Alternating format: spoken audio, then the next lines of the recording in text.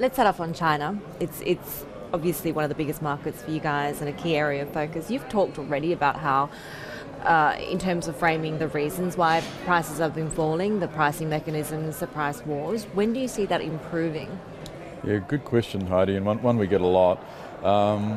In terms of engaging with our customers, there's a range of opinions, ranging from it could be a matter of weeks through to maybe late in the calendar year. The truth is, obviously, nobody really knows. We think the answer is probably somewhere in the middle. As part of our quarterly guidance last week, we guided maybe sometime in the back half of this calendar year, and there's indicators which kind of look positive to support that. Is it more of the market pricing story or an aggregate demand story for China? And does it, I guess, ultimately change the structural bull case, if it were, for lithium demand?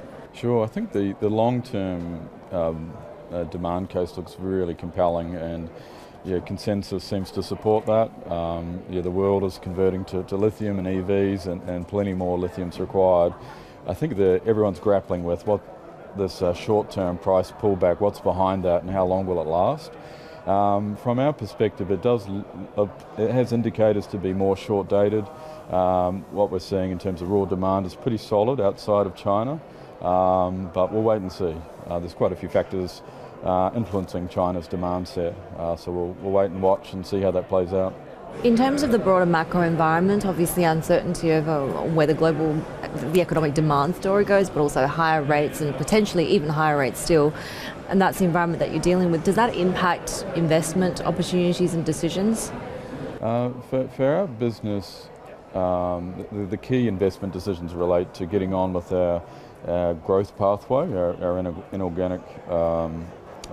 organic growth expansion, and we've not held back on that. We've made those investment decisions, and we're getting on with those expansions as rapidly as we can, because we think Pilbara's in this incredible position to have one of the largest operating assets globally that can be expanded. And we think, despite this short-term price pullback, it's an incredible market, and Pilbara looks poised to capitalise on that once we've got expanded. So no, we're not holding back on our investment. You've talked about investment opportunities within the sector as, I guess, a kind of a leading indicator of sentiment, right? So when you take a look at the Albemarle-Liontown dynamic, what does that tell you about optimism and the outlook? Yeah, I think it's a really strong point of evidence which says that these groups looking to bid on Liontown believe the long-term outlook.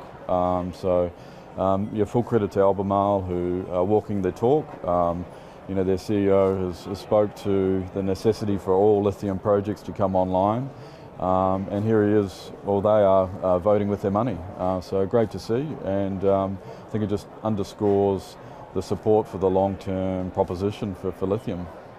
The long-term outlook also depends on public policy as well, and we're seeing Australia hoping to introduce fuel efficiency standards by the end of the year. Is it too little too late? Do you think that's going to really meaningfully encourage EV take-up? What would you like to see from a policy perspective? Yeah, so great to see more support coming for EVs, and Australia has been a bit of a laggard compared to some of the leading countries out there, so it's good to see steps in the right direction. Should more be done? Of course I'm going to say yes, because it supports EVs and that supports lithium, and I think probably the place to look is to look at some of the other countries who've been very progressive and successful in this place. I think Australia would be well served to copy some of those subsidy methods and techniques.